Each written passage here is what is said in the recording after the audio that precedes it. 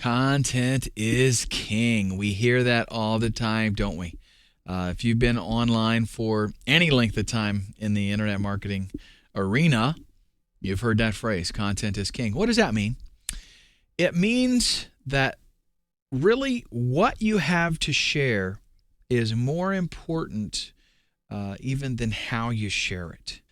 For example, the quality of your videos, the presentation is not as important, not saying that it's not, okay, but it's not as important as the actual content of what you have and the quantity of content that you have.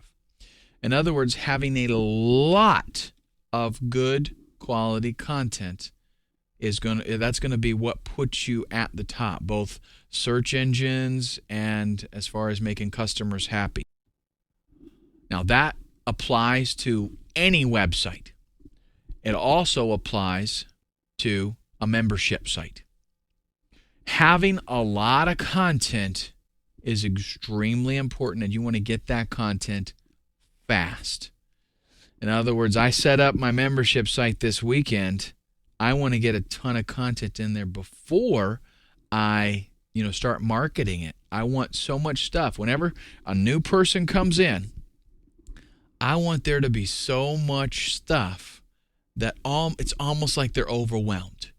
Now, I don't want to make it difficult for them to find what they want, but I want there to be a lot of stuff there. The reason for that is that one of the things that is going to keep them is the fact that they've got this storehouse of information that they haven't been able to go through, and it's going to be that, one of those, like someday I'm going to be able to get through this. Someday I'm going to look at this book and that book and watch these videos. Someday. You keep that going by having a whole lot of content for them to go through where they can't possibly keep up with it. Now, in order to get that, especially initially here, you might have to change your thinking a little bit. More than likely, you're going to be having the mentality that you've got to actually create all the content. Or maybe you're setting all this stuff up and you're thinking, I've got to do all of the work because I can't afford to hire somebody else. But that is actually not the case. It is going to be more beneficial to you to change that thinking and maximize or leverage the efforts of other people in order to get the results that you're looking for. Successful people, wealthy people, are successful and wealthy because they have learned how to leverage other people's efforts and make money from it. You magnify things whenever you do that. I might be able, let me give you a perfect example. When I first started out, I actually started out as a trainer for software applications. Okay, before I ever got into internet marketing, I did training for software applications. Now, I would charge a certain rate to do a training for clients, and that rate was contingent on how much content was delivered. Right? Pretty simple to understand there. It didn't take me long to figure out that what I was really getting paid for was creating the content, because there was knowledge that I had, for example, using Microsoft Excel or Photoshop, something like that. Okay, there was knowledge that I had, and that's what my clients really wanted, and that's what they were paying me for. And it didn't take me long to figure out that the money that I was making was because of the content that I was making. So, it sounds pretty simple, right? Self-explanatory. But I didn't want to pay somebody to edit my videos. I did all of that myself. So I recorded the videos, and then I would go back and edit it. And let me tell you something. To get an hour's worth of training in Photoshop, it might take 6, 7, 8 hours by the time you research what you're going to do, put together, a project, and go in and record it, and then go back and edit it again, and then render it in the final video format. So you could be dealing with easily 8 hours of involvement there to get that 1 hour of video. Now, what was my specific skill required for? Just that 1 hour of video. And maybe a little bit of planning beforehand before I start recording. However, I thought, I'm losing money if I pay somebody to edit for me. But guess what I found out? I found out that I could take a couple of hours and do a recording and pass that video off to somebody else to edit it for me. I could go back and I could record another 2 hours, and I could pass that off for them to edit. And I could go back and I could record another 2 hours. So in one day, what previously was taking me all day long to get 1 hour done, I was getting, 3 or 4 hours done in that one day. What did that do to my income? I think you can do the math. The same thing is going to apply here. Don't get in your mind that you have got to do all of this stuff first. And don't get in your mind that spending money is a bad thing. I know it's going to be tough. The economy is pretty rough right now, but it's not that expensive, and it will save you so much time, and you will have the benefits from it is incredible. So the two game plans that we're going to talk about would be you trying to set everything up yourself, or you doing a little bit of outsourcing. And I am going to totally lean towards doing some outsourcing. And not only outsourcing, but there are some other types of content that you can get a hold of that you can actually go out there and purchase and have instant content. That's one thing I did for one of my membership sites. I needed some content for it, and I was able to go out and for like $27 buy thousands of articles. They weren't all pertinent to my specific membership site, but most of them were, and I could put them in there, and they are content for my members to digest. If you're in a membership site and you sign up today, and there's like half a dozen ebooks in there, and you're trying to go through them, and then all of a sudden tomorrow you sign in, and then there's like 200 ebooks to go through. All of a sudden you're going to be like, whoa, information overload. And by the end of the month, you're going to be, I got to renew because there's so much more stuff in there that I haven't had a chance to go through. And you're going to have this feeling like I lose it if I don't continue my membership. So that's another thing we're going to talk about. We're going to talk about what's a guru and what's a ghostwriter. A guru, I'll just give you a brief synopsis here. A guru is somebody who really knows what they're talking about. A ghostwriter is somebody who is a professional author who you pay to essentially do research and then create content. And I'm going to show you why going with the guru is actually better for you long term. Then we're going to talk about some secrets to obtain and retain your members. All right, website, membership site actually options here. Let's talk about some things. We could do a subscription service. This is like the recipe of the month or investment alerts, for Forex or stock trading or private label rights. Every single month they're going to pay, and they are going to get something new, some new content that's just for them. Commercial tools, things like Aweber, ad tracking tools, hits counters, simple things like that. Even there's been a rash of some websites that do the URL shortening, that kind of thing. That's essentially a commercial tool that is a membership site. You can pay a fee, like with Aweber. You pay a certain fee every single month, and you have access to their autoresponder and all the tools that they've created on their website. So that is an option for us. Content-based. This is kind of the model that I'm focusing on, where we create something where the members want to come and interact. We create a community. It's more than just about reading the ebooks. It's more than just about watching videos. It's by interaction. Some people I've seen set up a membership site where the membership site is just content.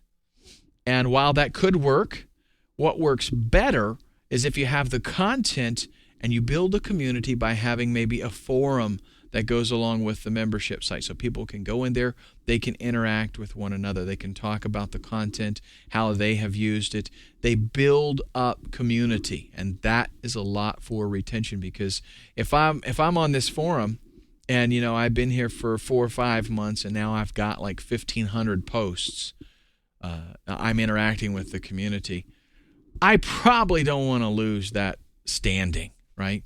And you can even, when we talk later on about secrets to obtain and retain your members, there are incentives that you can give to people to, keep them. Maybe for a forum, for example, you give them different levels. After they attain 2,000 posts, they're bumped up to a different level.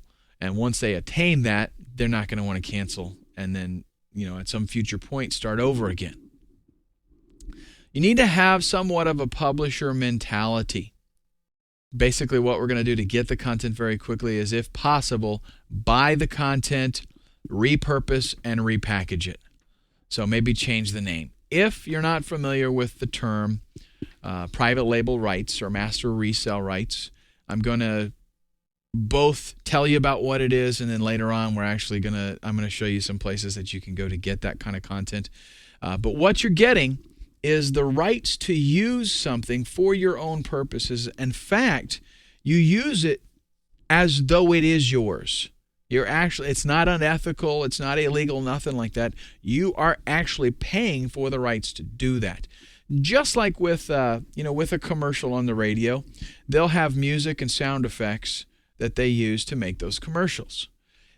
You would be surprised, right? There would be, if you go to Walmart and you buy a CD to listen to, it's $10, right? If you buy a CD of what's called royalty-free music, it's $100. It could even be only like 5 songs with like different length versions of each song. But why is it $100? Because you are not only buying what it is, you're buying the rights to use it with your own products and make money with it. Okay, same thing with PLR. You are purchasing the rights to use that content in whatever way you deem best. Now, they've got different rights that they allow, so you do have to read the licensing for it. But what you're essentially wanting, if possible, is master resale rights, or at least private label rights. That mean you can totally rebrand it, change the author's name, change the title of it, and even do a little bit of repurposing. Like we might want to go in there and take 3 or 4 private label rights articles and combine them into an ebook, something like that. Also, consider hiring someone to write the new content. You're obviously going to have to find someone, and that's what we're going to talk about in the next slide here, is hiring somebody, hiring an expert. What we don't want is the freelancer that goes out and essentially does what is called log and blog, where they, or blog and log, however you want to look at that. They go out and they do some research. They read what other people are, they might not know anything about that niche. They find out what other people are writing about it, and then they put it into their own words and create a unique article. Now, that is fine for getting traffic with article marketing. That's fine to do. But for your membership site, you got to have some good stuff, and you got to have somebody that knows what they're talking about. So essentially what you would do is, when you go to find somebody to get them to write content for you, you find out, number one, if they are involved in that niche and they know about it. You want to make sure that they actually have it as, if you're, for example, if you're a guitar player and you're going to do a guitar membership site, you're going to find somebody that is a guitar player. So yeah, you might write some content for the site, but you're going to find somebody else to write some more content for it. And this is really, this is what magazines do, right? They have a lot of different authors. A lot of those people are freelance authors, but they're related. They know the niche. And that's what you're going to be doing. You're kind of like a publisher. You're going to find somebody that knows the niche, that wants to write about it. You're going to pay them to create content for you. So I'm saying get a guru, not just an average freelancer. Don't just go out there. For example, let's take the Grand Canyon. Okay, this is a great analogy. If somebody took a picture of the Grand Canyon and then they took that picture and they put it in a book, and then you hired somebody off the street to describe the Grand Canyon, and that person went to the store and bought the book, opened it up, looked at the picture, and then wrote an article for you describing the Grand Canyon, would that be as good of an article as what the photographer could write? Absolutely not, because the photographer was there. They saw the picture cannot capture the Grand Canyon. Everybody knows that. You want somebody who has been there, no matter what it is, somebody that's actually been there and knows what it is that you're talking about. It's two different worlds as far as somebody going out and just reading what other people have written and then putting it together, as opposed to somebody who actually knows what it is that they're doing.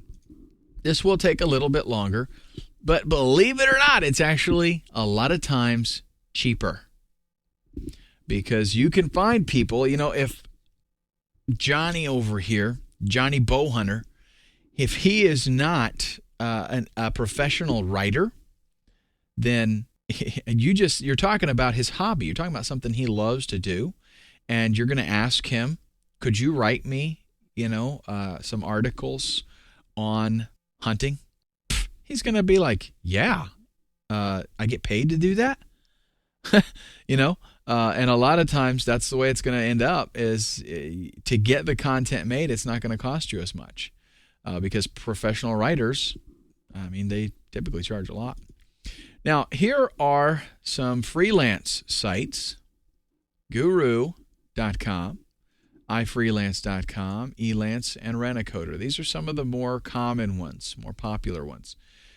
What you do on these sites is you set up an account there, you post a job or a project, and you give a description of what you need done, and then there will be people come in and look at the job, and they will bid on doing that project for you. So you get people competing, and it's really usually more beneficial to the buyer than it is the freelancers, because there's so much competition out there. You can find somebody who's really good at what they're doing and is not very expensive. Now, that doesn't mean that you should go with the cheapest person. That doesn't mean that you don't sometimes pay a little more to get better quality. You do, but you can't just go by price. I've had situations where a more expensive individual gave me worse stuff than a lesser expensive person. So you got to talk with them. But what you're going to do is write in your request and your description. You put there, I want someone who is a bow hunter. Okay? I want someone who's been playing guitar for at least 10 years. Here's what you're going to get. There's a variety of different kinds of people that are on these freelance sites looking for jobs to do. They're freelancers, right? Lots of different people. They've got hobbies. Now, normally, they're maybe on there to do something technical. Maybe they've got a specific thing that they're on there for, that they do. But, maybe they write articles on coding for websites or something. It could be very technical. But they do have hobbies. And if you can find somebody that is in your target niche and they happen to be there as a freelancer, boy, you just found a great combination, because you found somebody that knows how to do what it is, right, that your niche is all about, but they're also a freelancer and they're there to do work. Great combination. Another thing you can do is go to forums that are already out there, that are in your niche, and find people who post a lot on those forums. A lot of times you can talk to them about creating some content for you. When you are submitting your proposals at these different membership sites, personal communication is the absolute best way to validate their claims, because you're going to get a lot of people that, yeah, we can do it. Yeah, I can do it for you. You'll have it by tomorrow. And especially overseas, you get a lot of people that they can just, yeah, I'll do it now. And I totally know everything about what you're talking about, and I understand. And in reality, they don't. Okay, their initial communication will say that they do, and they'll be super dirt cheap. But if you want to find out if you're going to get any good stuff, you got to actually communicate back and forth with them. Another thing you want to do, you got to be careful with copywriting stuff. People will go out there and they'll bid on your job. You give them, say, I want 5 300-word articles on whatever. They'll go out there and they'll go on the internet, they'll do a search, and they'll find those articles and they'll submit it back. Here you go. Or maybe they've got a database of private label rights articles, and they'll just pull some up and go, here, there you go, pay me now, please. And you got to be careful that you're getting completely original content. So you got to be able to check for, and there's a website I want to try to give you. I'm going to flash it up on the screen right now because I forgot to put it in here. But it's where you can basically paste in content, and it will go all over the internet and search for that content in other places. And I think it's Copyscape or something like that, but I'll have it up here for you. Actually, my editor that I'm paying to edit this so that I can create more content, he's going to put it up there for you. What it'll do is it'll check to see if that content is duplicated all over anywhere on the internet. And if it is, then you found yourself someone who is plagiarizing, and you're not going to pay them. But in talking with them, that's the best way that you get a feel for if they really genuinely understand your niche and they use the right lingo or jargon in referring to things. Ask for an outline. This is a great way also to not only get a feel for if they really know what it is that they're going to be writing about, but if you've got 10 people submit a proposal and all 10 of them submit to you an outline, fantastic, because what you can do now is take those 10 outlines and kind of merge them together, combine it, and you're going to get one very comprehensive outline for maybe an ebook that you're having written, or a course that you're going to create or whatever. Set deadlines and milestones. If you don't do those with these people, then a lot of times they'll just drag their feet and it's not going to get done. And especially it's not going to get done very quickly. So just don't be unrealistic. It's not like you're being a slave master. If you ask them how long will it take for you to get this done? If they say 3 days, add an extra day in there. Honestly, I would add like 25% to whatever they tell you, just to give them some more time. So anyhow, that's it. And then stick to it. Like if it's a big project, you set milestones and they get a little bit of money as the whole project goes. A lot of times what you're going to see though is if it's just like write 5 articles, it might be $50 for all 5 of them. And they're just going to get paid when it's done. With these sites, just to give you a word of caution, if you're not familiar with how this stuff goes, don't ever pay anybody up front, okay? Most of the sites do what's called an escrow. And if, let's say you say the job's $200, okay, and you pick somebody, they're going to do it, you will put that $200 in an escrow account, and then they'll do the work. Once they submit it to you and you approve it, you have to say, yes, this is what I wanted, then they get the money. So it's win-win for both of you. You can't rip them off, and they can't rip you off because the website itself has the money in escrow. If you were to go to a forum and find somebody to do the work for, there has to be a little bit of an element of trust there, but what I have found typical out there is a 50-50. So you'll give them 50% deposit to get started, and once they deliver the goods, you give them the balance. Here's some other places that you can get some really, really good quality stuff done. Book authors. A lot of people think book authors are untouchable. Really, they're not. In fact, a lot of them would really appreciate the work. And you would be surprised. They like the credibility too. So especially if you can let them go ahead and use their own name, in an article that they write. It doesn't have to have any contact information because you own, right? You own the article. But if you let them use their name in there, they'd really like that. They get the credibility, and it's just another paying gig for them. Even if you think, well, they've got a published book, that doesn't mean they're making squat from that. They could be making $30,000 a year off of that book, and they like the extra work. Magazine article writers, same thing there. These people are usually freelancers anyway. So if there is a magazine in your niche, don't be embarrassed to approach a writer in that magazine to have an article written for you. You'd be surprised, how much you have to pay for stuff like that. And I already mentioned the blogs, or forums at least, and also blogs, same kind of thing. People that frequent those a lot. If you find somebody who has a lot of posts or makes a lot of comments on blogs, it's somebody who really cares about the niche and they're active. That's an excellent candidate for this kind of thing. Putting your content together. We have to think about some things. Where will the content go? How will you deliver the content? And in doing this, we're going to get a little bit technical and kind of come up with some ideas. We're going to start that in the next video, the format that we want to pick for the delivery of the content, how it's going to be delivered, and then we're actually going to get into a little bit of technical stuff in the background for at least my recommendation of the way that I do things.